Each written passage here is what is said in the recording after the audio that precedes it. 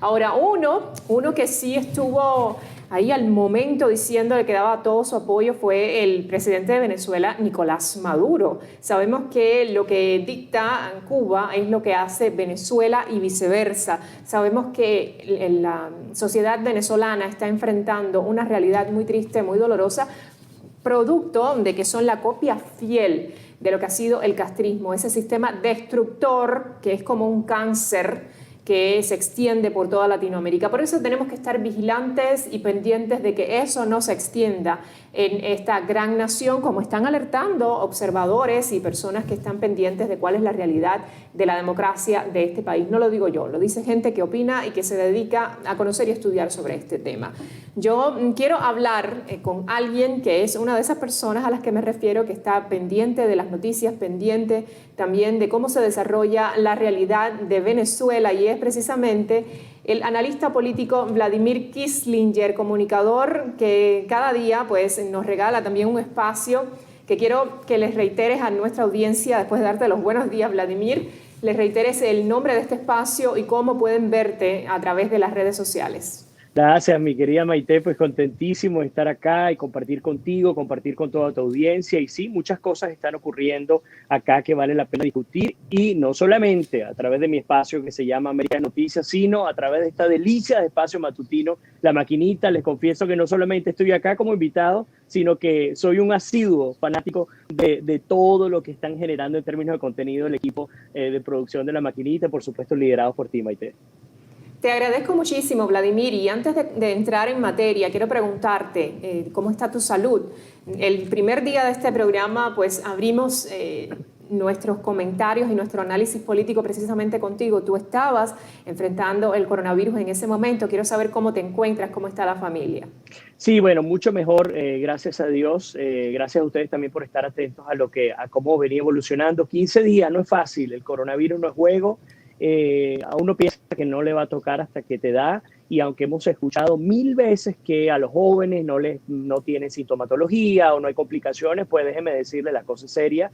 Yo me la he visto muy fuerte, y todos los síntomas que salen en toda la cartilla del COVID pues terminaron cayendo en mi persona. Así que tu recomendación al principio del programa, cuando hablabas del repunte de los casos del COVID, quiero hacerme eco de esa recomendación. Sin duda alguna, usar la mascarilla, tener cuidado extremo, lavarnos las manos, tratar de estar en lugares donde no haya más de, bueno, no sé, que estemos por lo menos a 6 pies de distancia. En mi caso ocurrió así, y fuimos 10 personas en mi trabajo, todos que caímos contagiados justamente por no respetar las indicaciones, sí, que no son ni siquiera de Estados Unidos, son internacionales, y unas indicaciones que, por cierto, me permiten, aunque sea que vamos a hablar del tema electoral, me permiten, Maite, hacerme la pregunta: ¿qué ha pasado en este país y qué ha pasado con nosotros como ciudadanos o como residentes de este país, como para que seamos el país número 1 en contagios, siendo el país número 1 en términos de desarrollo económico y social? Y son grandes disyuntivas a las que uno se enfrenta, porque por supuesto hay que no solamente hablar del desempeño que puede haber en términos del gobierno federal, sino también tenemos que hablar del desempeño que podemos tener nosotros como ciudadanos para cuidarnos en torno a esta pandemia. La conciencia humana es la única que nos puede salvar. Más allá de las medidas que tomen los políticos, nos gusten o no, nosotros debemos dar el primer paso, y el paso solidario. El primer paso lo dio de inmediato Nicolás Maduro, Vladimir, y aplaudió el hecho de que se está proyectando. Vamos a hablar de... Yo siempre que tomo este tema de Joe Biden trato de ser lo más objetiva posible, que se está proyectando, según se debe decir correctamente, que Joe Biden pudiera ser certificado en diciembre por el Congreso de los Estados Unidos como el presidente electo para asumir el cargo en enero. ¿Por qué tú ves tanto interés de tanto Venezuela como Cuba de que el Partido Demócrata asuma el poder aquí en Estados Unidos? A ver, es un poco complejo, porque en la política hay dos aspectos: el aspecto privado, el aspecto que no conocemos, y el aspecto comunicacional público y que se permite, incluyendo al escándalo y otro tipo de elementos. Yo no creo, te voy a ser muy sincero, yo lo he dicho públicamente, en mi caso he coincidido con muchas de las políticas del presidente Donald Trump, pero aún coincidiendo con ellas, yo debo decir que yo dudo muchísimo que el Partido Demócrata se preste para formar parte de una componenda para beneficiar al régimen de Cuba y al régimen de Venezuela. De cualquier manera, ¿cuál es la interpretación inicial que se le puede dar en términos de políticas de Estado? Bueno, tanto Miguel Díaz-Canel como Nicolás Maduro, siendo autócratas latinoamericanos, ellos les interesa entrar con buen pie con el próximo presidente, que obviamente no sabemos quién va a ser en este momento, pero obviamente siendo el favorito para ser el presidente Joe Biden, están al menos haciendo el intento de entrar de otra manera. Así lo hicieron con Obama, recordemos el caso de Obama. Sí. Maduro salió a decir, Maduro no, Chávez salió a decir, bueno, el primer presidente afroamericano, esto es historia, un presidente que no es cristiano, etcétera, etcétera. Y por allí se fue e hizo todos los intentos, incluso llegó a estrecharle la mano a Barack Obama, y bueno, pues resulta que la tortilla se le volteó. Entonces, ¿a dónde voy? Creo que la estrategia de ambos países y de ambos regímenes no es otra que al menos tocar base, touching base, como dicen acá, para ver cómo responde el Partido Demócrata, para ver cómo responde el presidente electo, o en términos de proyecciones, como comentas tú, Joe Biden. A mi modo de ver, es prácticamente un hecho, al menos que se demuestre lo contrario, que él va a ser el presidente número 46, pero además entender cuáles son las implicaciones detrás. ¿Qué pasa? Yo creo que no solamente apuestan a Biden, yo creo que los regímenes de Cuba y de Caracas, creo que está haciendo todo lo posible para manejar sus lobbies, para llegar aguas abajo del Partido Demócrata al ala más izquierda del partido. Alexandria Ocasio-Cortez, entre otros grupos que ahí sí hay que tomar mucho más precaución y cuidado. Pero, insisto, afortunadamente el Partido Demócrata es un partido robusto, y a mi modo de ver, entendiendo la alternabilidad entre los republicanos y demócratas, creo que no va a haber algo muy distinto a lo que vivimos durante los dos periodos presidenciales de Barack Obama. Y tú lo dices, hay que ser muy cuidadosos. Yo lo conversaba ayer con el analista político Carlos Mercader también. Espero que el Partido Demócrata, después de haber visto que 70 millones de estadounidenses salieron a votar por Donald Trump, que aquí en el sur de la Florida pues le dimos el respaldo al presidente, que se replanteen y que digan, oye, lo que hemos hecho anteriormente con Venezuela y con Cuba pudiera traernos una situación complicada para el futuro del partido. Yo creo que el ego de los políticos no puede ser más fuerte que la responsabilidad con este país y con esta nación. Por otra parte, Vladimir, también hay algunas personas que están opinando que la administración Trump pudo haber hecho mucho más por Venezuela, pudo haber hecho más fuerza para erradicar a la dictadura, en este caso de Nicolás Maduro, que es lo mismo que el chavismo, que es lo mismo que el castrismo. Sí, son temas que se pueden discutir y que creo que va a ser muy difícil llegar a una conclusión, ¿no?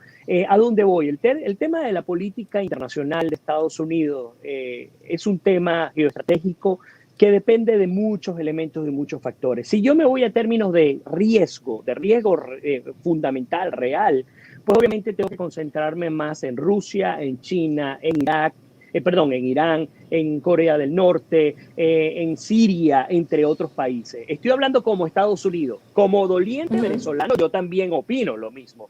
Pero una cosa es lo que yo opine como doliente venezolano, y otra cosa es lo que opine como experto en el campo político. El campo político, el mejor ejemplo, y aquí quiero que estemos muy claros, aquellas personas que tienen expectativas con Biden, el mejor ejemplo de que la política en torno a las dictaduras latinoamericanas, entre ellas Nicaragua, Cuba y Venezuela, no está dentro de los primeros 10 temas en la agenda de la Casa Blanca y no va a estar con Biden. El mejor ejemplo fueron los dos debates presidenciales. Se habló de Rusia, se habló de China, se habló de Corea del Norte, se habló de Ucrania, pero ni se tocó, ni siquiera tímidamente se tocó el tema de las dictaduras de América Latina. Y esto va a ser el común denominador, sea Trump o sea Biden. Ahora, de todos los presidentes que han estado acá, por supuesto, habría que hablar de la salida de George Bush, entrada de Obama y Trump. De todos presidentes, el que más ha hecho ha sido Donald Trump en torno al tema venezolano. ¿Ha sido efectivo? No ha sido efectivo. Ha sido parcialmente efectivo. Entonces, eso es importante destacarlo, porque sí, hubiésemos querido cualquier otra cosa, pero a mí todavía me toca entrevistar amigos y hermanos cubanos que tienen 50, 45 años esperando aún que lleguen los marines a rescatarlos. Entonces, es una realidad que venimos arrastrando desde nuestra hermana Cuba, y que por supuesto en Venezuela vamos por el mismo camino. Hay que terminar de entender de una buena vez por todas que el asunto está en la dominación de estos regímenes a nuestros pueblos, y que nos ha entrampado en una esperanza con un ente extranjero que nunca llegó, en el caso de Cuba y que no ha llegado 21 años en el caso de Venezuela. Fíjate qué hábiles son, ¿no? Son muy habilidosos tanto el régimen de Castro como en Venezuela, en este caso la dictadura de Nicolás Maduro. Ellos son hábiles en no dejar pasar ni un momento en la historia del enemigo, ¿no? Es como toda una obra teatral para mantener entretenido al pueblo, diciendo todo esto que estamos viviendo es debido a un enemigo que no quiere que el pueblo se salga adelante, y así han sido manipulados, en este caso los cubanos por más de 6 décadas, los venezolanos por más de 2 décadas ya sufriendo y padeciendo de manera mucho más cruel y burda la realidad que hemos vivido nosotros durante 6 décadas. Ustedes tenían una potencia enorme, un país maravilloso con una economía envidiable en el mundo entero. Cuba estaba también esplendorosa en ese momento, en el 59, pero yo creo que a los venezolanos le tocó de una manera más fuerte. También ustedes no esperaban, Vladimir, lo que está sucediendo. Y yo he estado repitiendo durante toda esta semana y la semana anterior ese recuerdo que tristemente todos nos llevamos. Venezuela decía, no va a pasar en este país lo mismo que sucedió en Cuba. Y por eso entiendo y respeto mucho el hecho de que exista una comunidad venezolana aquí en Miami, en el sur de la Florida específicamente, y una comunidad cubana que está diciendo, tenemos terror de que nos pase lo mismo, de que suceda lo mismo, y que la izquierda, evidentemente sabemos que la izquierda tiene una influencia muy fuerte en Washington, y por eso estamos viendo un sentimiento, no precisamente, y quiero que esto quede muy claro, yo no defiendo un partido u otro. Yo lo que quiero es que ustedes entiendan que el sentimiento anticubano no está precisamente provocado por el Partido Republicano, está provocado por toda esa influencia que poquito a poco, y nosotros ni lo imaginamos, ha hecho la extrema izquierda precisamente hasta en Washington.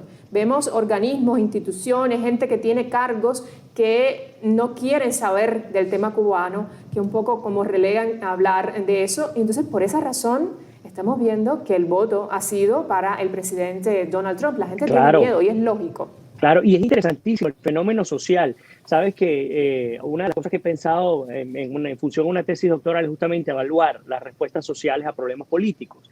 Y lo que se ha vivido en esta elección, Maite, es histórico. Porque hablando de nuestra población hispana, y especialmente cubana, venezolana, etcétera, el nivel de crispación no se había vivido antes. Es primera vez que el nivel ha llegado hasta este punto, tanto así que estamos tan heridos, nuestra huella, nuestra cicatriz es tan, pero tan grande, que hemos extrapolado lo que hemos vivido en nuestros regímenes acá a Estados Unidos. Y yo les decía, cuando me tocó decir, miren, Biden es el que se perfila como presidente electo, me cayó todo el mundo encima. Por ello Osmar decía, que le mando un abrazo y un saludo afectuoso, decía, es que el presidente no lo eligen los medios, o el que eligieron los medios. No, señores, esto es parte de la cultura y de la costumbre de Estados Unidos de manera histórica, que recuerda 4 años, para esta fecha, para que no lo saben, Maite sabe que me encanta hablar de fechas. El día de ayer, hace 4 años, el presidente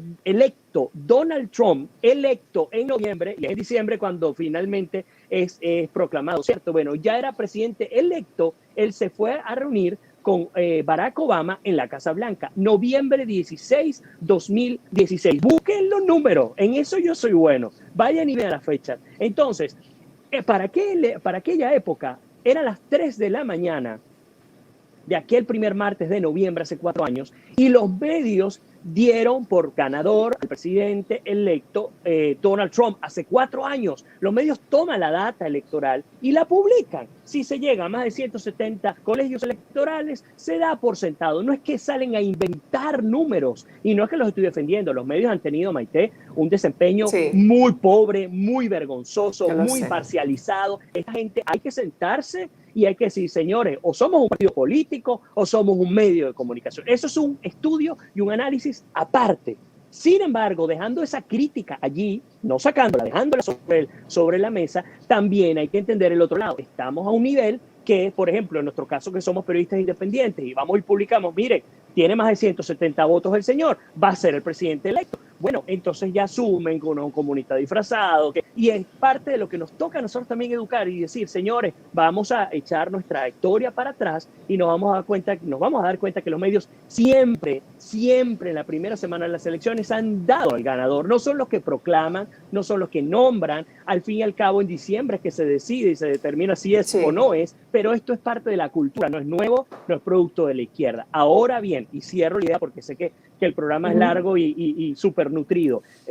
Ahora bien, eso no quita que haya sospechas y que haya presuntas irregularidades que se tienen que investigar. Vieron al fiscal William Barr, que ha salido a decir, señores, aunque el Departamento de Justicia dice que tenemos que esperar, y esto es una costumbre que tiene 40 años, una norma que tiene 40 años, que tenemos que esperar a que sea proclamado el presidente, pues no, nosotros vamos a agarrar y yo les voy a pedir a los fiscales federales que inicien las investigaciones, eso sí, de pruebas que sean sólidas y que sean creíbles, porque hay mucha especulación también. Entonces, por lo pronto, ¿cuál es mi recomendación? Por lo pronto, que entendamos que en términos numéricos y en términos de cantidad de votos electorales, Joe Biden sacó la presidencia número 46 de los Estados Unidos. Nos guste o no nos guste, eso es una realidad. Ahora bien, eso no quita que tengamos el derecho a reclamar y a exigir que el sistema de justicia investigue. Bueno, vamos a esperar las investigaciones y determinaremos entonces, a partir de ese sistema de justicia que es independiente, vamos a ver si finalmente pues hubo o no hubo fraude y si hay o no hay consecuencias. Y que quede totalmente esclarecido, la democracia de esta gran nación lo merecen los ciudadanos, tú, yo, toda la gente que nos está viendo en este momento merece que si existió fraude pues sea esclarecido absolutamente y concuerdo contigo, Vladimir, entiendo también la responsabilidad que tienen los medios de comunicación, pero entiendo también que de la misma forma que tú y yo, que somos periodistas independientes, nos pusimos a buscar datos exactos y a decir, espérate, que cuando hay una situación así de falta de claridad o hay uno de los candidatos está reclamando, o una de sus campañas está reclamando que no está de acuerdo con los datos, no se debe hablar de presidente electo, se debe hablar de proyecciones. Y si eso lo hacemos tú y yo, que somos periodistas independientes y que no tenemos alrededor quizás a todo un panel de productores, a asesores, a gente que está investigando por nosotros y ayudándonos y apoyándonos para que nuestro trabajo sea espectacular y como la gente merece, pues imagínate, ¿qué podemos esperar? Lo menos que esperamos es que exista al menos un periodista serio que se siente en una silla de una de estas grandes cadenas y diga, señores, mire, la historia es así. Y es increíble, yo lo publicaba, tú lo tienes que haber visto, lo publicaba el domingo, creo, en mi Facebook, mi página de Facebook, y la gente me atacó. Es decir, les dije, señores, el proceso es de esta manera, estos son los días, estas son las fechas, y la gente me atacó diciendo como que yo estaba apoyando al presidente Trump. En ningún momento, nadie puede decir en ningún momento en estos meses que hemos visto de enfrentamientos entre republicanos y demócratas que yo he emitido una opinión a favor o en contra de uno de los candidatos. Claro, pero mi profesión. Claro, pero una cosa importante, Maite, y eso te lo aplaudo además, el que tú te mantengas en esa línea sin ponerte a un lado. Pero tú como ciudadana, incluso como periodista, tienes también el derecho a ponerte a un lado. Y aún poniéndote a un lado, tú tienes el deber de cumplir tu función. Yo lo he dicho públicamente. En mi caso, yo he apoyado públicamente al presidente Trump, pero aún siendo yo, digamos, apoyando públicamente al presidente Trump, yo mismo les estoy diciendo, señores, Biden ganó la presidencia. Es decir, uno tiene que tener la entereza y decir, oye, sí, hay irregularidades, pero hasta que no sean demostradas, porque además hay mucho rumor, hay mucha información que no es cierta, hasta que no sea demostrada, yo tengo que presumir la inocencia, porque es lo que indica el derecho internacional y lo que indica el derecho de Estados Unidos. No estoy diciendo que no me voy a poner de brazos cruzados y no voy a reclamar, pero a donde voy es que tú puedes ser un periodista beligerante desde el punto de vista político, puedes estar inclinado a una tendencia, pero aún así tú tienes el deber, sea de una o de otra manera, de procurar estar lo más cerca de lo que consideras es la verdad. Fíjense lo que acabo de decir, de lo que consideras es la verdad, porque podemos equivocarnos también como seres humanos. Totalmente, y concuerdo contigo absolutamente y respeto muchísimo el trabajo que haces, Vladimir, y te agradezco doblemente el hecho de que hayas estado con nosotros viviendo lo que estás viviendo con esta situación del coronavirus. Yo quiero que la próxima vez que nos encontremos, que sea muy pronto, ya tú estés totalmente restablecido, absolutamente fuerte para seguir adelante, porque la comunidad cubana y la comunidad venezolana y la gente que necesita información concreta, seria y valiosa, pues te necesita comunicadores como tú. Gracias por haber estado con nosotros. Te mando un abrazo bien fuerte. Gracias a ti, Maite, y gracias a todo el equipo. Gracias, Vladimir Kieslinger, analista político. América Noticias está siempre dispuesto a llevarles la mejor información, así que busquen esta página y busquen a Vladimir Kieslinger a través de Facebook y a través de YouTube y pueden informarse de la última actualidad.